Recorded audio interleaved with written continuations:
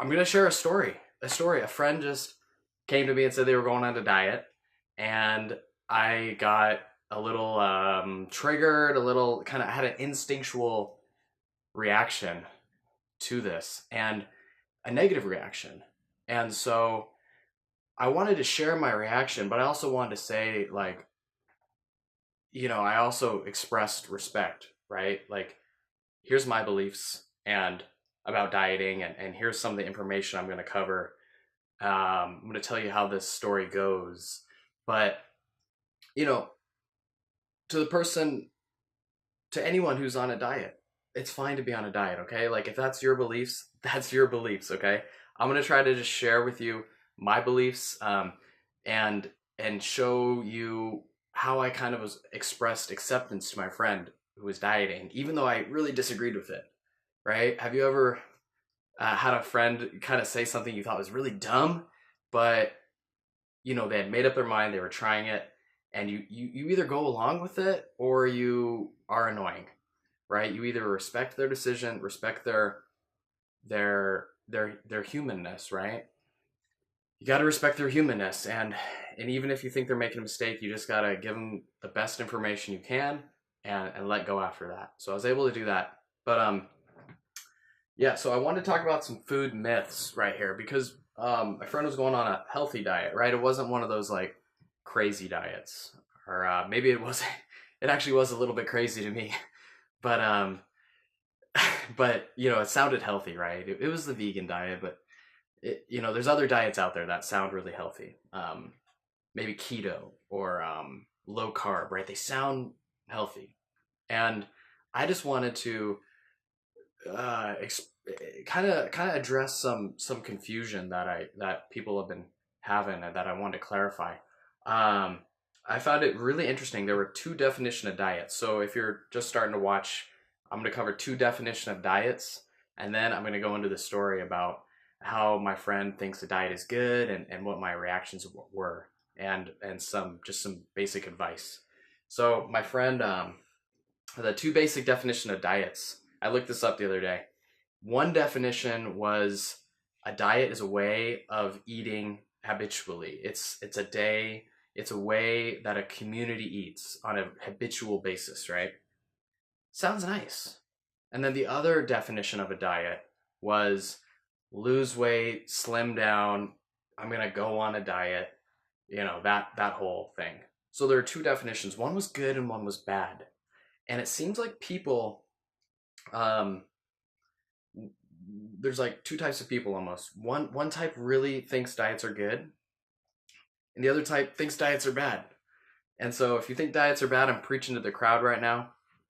Uh, but the diets are good. There's a lot of misunderstanding around science, and everything like that. So I wanted to quickly just show you one thing. I have a couple of things prepared here. One was from John Hopkins. I don't know if you can see this. I haven't done Facebook Live in a while. Hi, Marissa. How's it going? I haven't done Facebook Live in a while, but it's kind of small. But I'm going to read a few commercial weight loss programs show reliable evidence of effectiveness. John Hopkins reports a handful of programs, but a new review of thousands of studies finds sparse evidence for long-term benefits. This is in April 2015. A long review of uh, of diet research from John Hopkins, long-term benefits, and that's one point I want to make real quick. People, there's these two definitions of diets, right? One diet means lifestyle, means what you eat habitually. The other definition is bad, and there's confusion, I feel, because weight loss companies and common myths, right? We're talking about food myths today. There's this myth out there that you can lose weight dieting, right? Like, there is this myth out there. You can lose weight dieting. And um and that's why there's these two different definitions of diet. Some people believe you can lose weight dieting, and other people don't. So we have two different things. And I believe there's confusion because people see in the short term. They see in the short term friends, celebrities, um, they see celebrities, friends, and the diet companies. They show testimonials, they show research. All this stuff is in the short term. right? Short term. On my blog, I have another article, or I went to Weight Watchers. I went to the very site of Weight Watchers, and I saw that all the Weight Watchers research, they had thousands of articles, but at the very top they said 6 to 12 months, defined as 6 to 12 months. So we have diets that work in the short run, and then we have, John Hopkins saying the most recent research, thousands studies, long-term benefits are sparse. And why this is important is because we need to be clear when we go on a diet, oftentimes it backfires. That's what I wanted to convey. And I also wanted to respect my friend's decision to go on a diet and to try it and to do it consciously. Wanted to respect that, but I also wanted to try to present what I see are the facts and also allow room for interpretation. This is my perspective, and I'd be curious to hearing yours if there's a different one out there. But what happens is we get into this cycle right here. Again, it's pretty small. I'm gonna try to. It's too small. I'll just tell you. So back when I wrestled back in the day, I used to wrestle. High school, 4 years. I would try to cut weight, try to lose weight, and I'd every Saturday we have a tournament every Saturday. So Monday through Friday, you hop on the scale every day after practice, and you either are like, I'm on track, or shit, I got some fucking work to do. And you stop eating basically because you got to lose weight. You have to. There's a lot of peer pressure in the wrestling community. It's an unfortunate thing. Really unfortunate. Like, it's fucking unfortunate. So yeah, I would lose weight for the weekend and gain 5, maybe, I don't know, 5. It would swing. Let's say 5 pounds back. So it wasn't a whole lot, but like 5 pounds back on 10 pounds back Sunday, because you eat. This is what dieting does. You eat. You eat if you starve yourself. This is, and then the point I wanted to make, this is one of the myths, right? So one of these myths, you can control food intake. When you try to diet, you're trying to control your food intake. You have a mentality that you can control your food intake. So it makes sense, right? Oh, I want to lose weight. Let me just control my food intake and eat less, because everyone knows by eating less, you're going to lose weight, right? So eat less, lose weight. Based on the belief, I can control my food intake. But, this is a huge but, we go back to John Hopkins. Thousands of studies say there's sparse evidence for long-term benefits of weight loss. How do we get that? How do we reconcile this discrepancy? Well, back in the day, you starve yourself, and then you're basically biologically, your stomach makes you eat. Your stomach makes you eat. It controls you. It overwhelms you. I don't know if you've ever had a really bad vomiting episode. I'm sure you have. I'm sure you've had a bad vomiting episode. And something's in your stomach, right? And that thing is coming out. Like, if you ever had something that kind of upset your stomach, it's coming out. Like, your biology takes over. It's coming out. Same thing when you try to diet. When you try to control, that word control is a dangerous word. Dangerous. Very, very dangerous. Because when you try to control, there's a rigidity in that mentality. There's a short-term thinking in that mentality. There's a, what's it called? Yeah, there's just that rigidity in thinking. And what happens, you lose the weight and you're starving yourself, so your biology automatically kicks in. And how it does is, I don't know if you can see this other myth. I really got to work on this. Anyways, cravings. You can control cravings. So here's how it goes. You starve yourself, and then you think you're going into this whole dieting thing thinking there's these two myths, right? I can control my food intake and I can control my cravings. But you quickly find out that you don't have control. you don't have control, and and honestly, you don't know why. So I hope this educates why you don't have control. Is because diets aren't meant to work. That's my belief. I believe the research backs me up. Diets work in the short term. If you're going on a vacation, if you want to lose weight for a wedding, whatever, they work. But they don't work long term. So if you want to lose weight, you know, my whole brand, weight loss enlightenment, it's not about weight loss. It's about letting go of weight loss. Because when you focus on weight loss, it fucking backfires in your face, from what I've seen. So we have cravings, and this points to the answer that we need to get to. Cravings are what's a craving, right? It appears in your body. It's sort of like an emotion. It's sort of like a powerful emotion. It's like your body's sending you a message, right? Eat that food. Eat that food. And so you get this powerful emotion in your body to eat that food. And, you know, you of course, you eat it, right? I mean, and then you feel guilty because you feel like you shouldn't, but you're not seeing the real problem was trying to lose weight by not eating less, by starving yourself, basically. Sets you up for failure. And that's a really, really important thing. I just wanted to communicate out there because in science, we have this like a little 4-quadrant thing: right conclusion, wrong conclusion, and then there's like these two false conclusions that people make. They make these false conclusions. So if you're just joining, I've just like gone through kind of this like research on from John Hopkins saying long-term diet research doesn't work. Why people feel confused is that diets, they work in the short term, but then they don't work in the long run. And I told some stories about how I used to wrestle, and I would eat, I'd lose weight, and I'd gain the weight back, and I'd get cravings, and this was ultimately in relationship to an incident that came up recently with a friend, and I had this response I just wanted to put out there, but also I also wanted to communicate that, you know, this is my perspective. There's probably many different ways to approach health, and you know, to each their own. We're each on our own unique journey, and we need to respect that. And we got to have dialogue. Even though I have a strong opinion against diets, I don't want to close the door to anyone who's on a diet. I ultimately,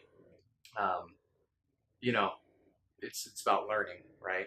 So, anyways, where was I? I have I wanted to, yeah. Now I was ready to kind of got all that background information out of the way. I just wanted to kind of wrap up the story, and where my thinking was. So my first advice, I actually gave some advice. So I'm hesitant about giving advice to my friend, but my friend said, you know, I'm going on a diet, a vegan diet, and it was actually raw food vegan diet, and so I wanted to respect where she was at. I want to communicate that. But what triggered me was when I heard you couldn't do microwaving, or you couldn't do cooking, and it just brought to mind all these myths that people have around food. Like I went up and actually researched some of the myths around raw food, and you know, one of the myths in the raw food movement is that maybe some people hold this myth. Maybe not all raw food people hold this myth, but maybe some do it, and maybe my friend did. But that cooking took away nutrients, right? And you know, I don't even want to debate that belief. I don't want to even debate that belief. But the point was the belief created a restrictive behavior. It created a restrictive behavior. I cannot eat foods that are cooked. I cannot eat, and you fill in the blank. Every single diet has these restrictive, black and white, good or bad, you know, rules. Don't eat this, don't eat that, right? Don't eat this, don't eat that. Don't eat this, don't eat that. And that's all based out of this false notion that you can control your food intake. So I got really triggered when I heard like that you couldn't microwave food. It just hit me pretty hard. I was like, oh, this isn't good. This isn't good. I just knew in my heart that I've seen too many people get hurt by dieting, and I just needed to put that out there. Um, yeah, so it's easy to think that that natural foods are better, right? Natural foods are better, and don't get me wrong, they're probably better. Natural foods are better, okay? But it's easy to go down that slippery slope where you start thinking, oh, if natural foods are better than, foods wrapped in plastic and stuff like that, then I should eat more natural foods. And heck, maybe I should only eat natural foods. Only eat natural foods. That'll be best, right? And then very quickly, you're in a hole. You're in a freaking hole. You're in a weird paradigm that's very restrictive, where you're limited by your food choices. And guess what happens when you're limited by your food choices? You get cravings. And you can't control them. Maybe for a little bit you can, maybe for a month or maybe a year. But no, not even a year. If yeah, no, like trust me, losing weight in wrestling, you yeah, your body, you can't force your body to change, right? So that's what weight loss enlightenment's about. It's about giving up that freaking weight loss thing, right? It's not about weight loss. It's really not about weight loss. It's about letting go of weight loss, focusing on healthy behaviors instead. Healthy behaviors, letting go of weight loss. Put that scale away. Go put it away. Um, and I believe about cravings, right? Cravings are a lot. I get a lot of questions about cravings, right? How do I control my cravings? How do I control them? If I could just control because people figure out, they do it a couple diets and they start figuring out, oh shit, if I just control, if like these cravings are a problem, I can lose weight, no problem, right? I can lose weight, no problem. But I get these cravings, and these cravings make me eat food, too much food. I end up regaining the weight. I end up feeling like a fucking piece of shit. And it just doesn't work. And then very quickly you go on 3-4 diets a year. You try this a couple times. Each time your hopes go up, your hopes go down, and it's like you lose trust. You just lose trust in this whole weight loss thing, and it's sad. It really is sad. Intuitive eating, what I'm basically all about is letting go of weight loss. Get that shit out of there. It's about cravings, right? Let me come back to cravings. Cravings are emotional. Intuitive eating is emotional. We evolved not by rules, right? As we evolved not by rules. We didn't evolve by rules to how we ate food, right? We evolved. Food is a emotional and psychological experience. Like, let's go back 1,000 years or 10,000 years or whatever. Let's look at monkeys, right? In my worldview, we evolved from monkeys, basically. Long story short. And I'm also spiritual too, so I allow for divine creation. But anyways, science, spirituality, conversation for another time. Uh, yeah. So we're monkeys, right? Do monkeys have calories? Do they keep track of calories? Do monkeys track points? Do monkeys have all these weird food rules? Do monkeys have microwaves? I don't know. Whatever. The point is, monkeys learned to regulate. They were basically they didn't have logical thinking minds back then. The neocortex or whatever hadn't developed. So they were purely in their body, listening to their body. But what happens is that in our society today, we have all these pictures and high body image standards. And so our society presents us with an image that we feel like we have to get up to. That's where that desire to be thin comes from. So we feel like we're incomplete. We're like, even I'm going kind of off on different tangents here, but it's almost like we're sinning. We have original sin. Our bodies are not good the way they are. There's something fucked up about my body. I need to be thin in order to have my body be good. But this thin ideal is crazy. It's crazy. And so people try to get thin by thinking. They have all these rules. Oh, I can't microwave food. I have to eat raw. You notice how all these are thoughts? I have to eat raw. I can't eat over 1,500 calories. I need to track my food. I need to burn my calories. Like, these are all thoughts. So your mechanism for losing weight is very logical. And and no wonder. I mean, we're looking at this is, I know it's small on the screen, but this is John Hopkins. I think you can see that. You can't even see that. Anyways, it's John Hopkins.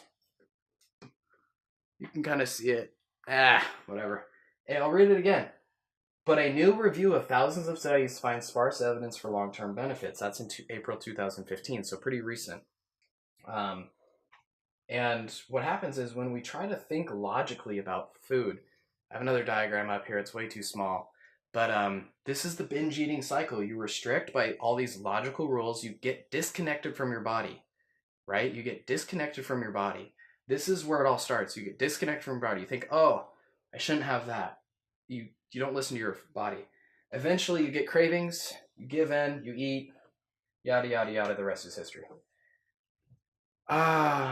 So now hopefully we're kind of have a richer understanding of why diets don't work, why trying to control your food intake doesn't work, why there's these myths out there.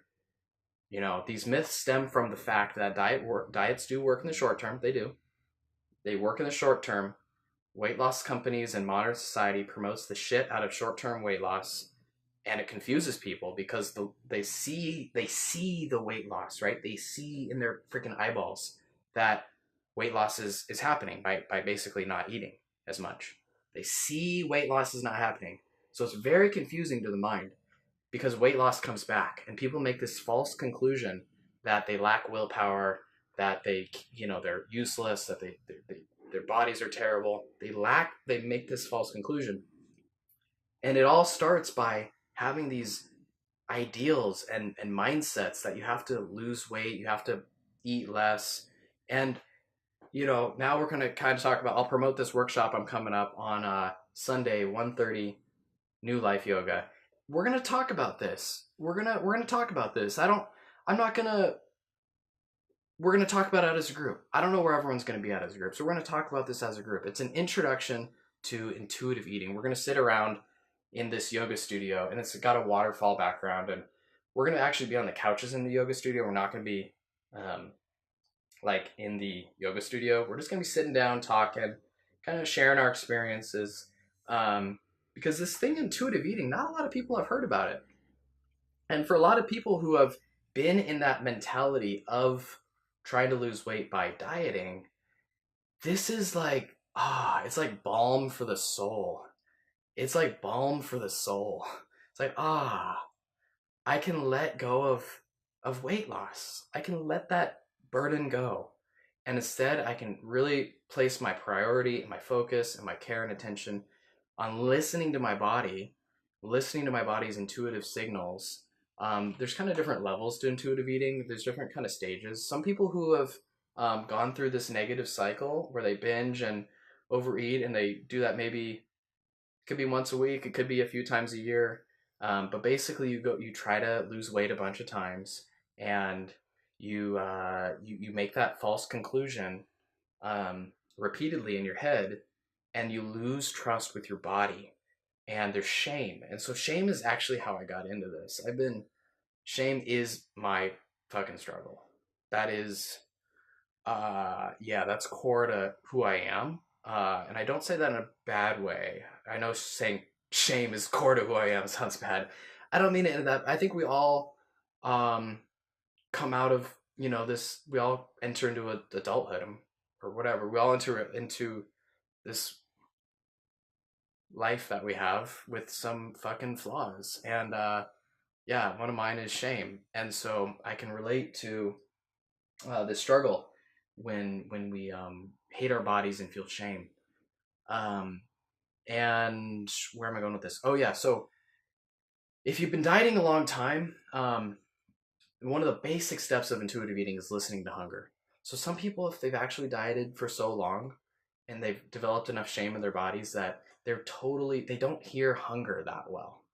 They don't hear, they don't feel, they don't understand. It's like hunger is almost like a foreign language. Hunger and fullness, it's like a foreign language, sort of. And they haven't really been coached or taught or given instructions to pay attention and to say your hunger is really valuable. Like that's your God-given biological, evolutionarily energy force that's in your body. And it's a beautiful thing. It's a beautiful thing. The overall premise of intuitive eating is that by listening to our body, these things like hunger, fullness, emotional satisfaction from food, not just physical satisfaction, but emotional satisfaction.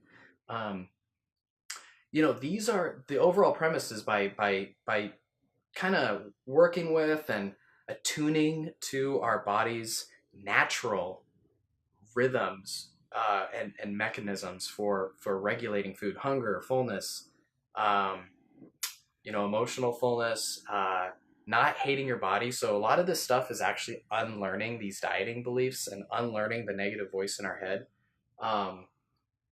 Because a lot of it's unlearning, being compassionate, loving yourself. What happens when you don't love yourself? There's this weird thing. I don't quite know how to wrap my head around it, but I see it a lot. When you develop shame, you try harder the next time. So you fail a diet, you overeat, you feel shame. Ow, you feel bad. And we have this myth, right? We have this myth that you can control your food intake. This is a myth out there. Think of Nike, just do it. Nike, Nike, just do it. Just do it. Just do it, god damn it. Just do it. It's like, oh, you be strong, right? Well, what happens when people have shame and they're in this paradigm of weight loss being under control and it's something that should be done, just do it. People try harder the next time. They try harder the next time. Hey, Marissa, thank you for saying good job. I appreciate it. Hope you're having a great day. So people try harder to lose weight the next time, based out of shame. So shame, imagine like a kid who got yelled at, and some kids are gonna retreat. Maybe they'll cower. Maybe they'll get angry. I was one of the kids that would try harder. I would. Whoa. Well, hey, this is a good chance to promote the intuitive eating workbook. Anyways, there's there's a lot of research on intuitive eating. I encourage you to research this. It's been around since 1995. There's a good body of research on this. It's not for weight loss, but it's with happiness with food, I would say. And paradoxically, I'm gonna get in trouble. I have gotten in trouble by the intuitive eating community by naming my brand Weight Loss Enlightenment, because intuitive eating is not about weight loss. Like, it's vehemently against weight loss. So I get a lot of flack for calling my brand Weight Loss Enlightenment. But the point I'm trying to make is that, you got to let go of weight loss.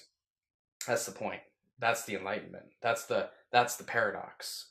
And I hesitate to say this, but I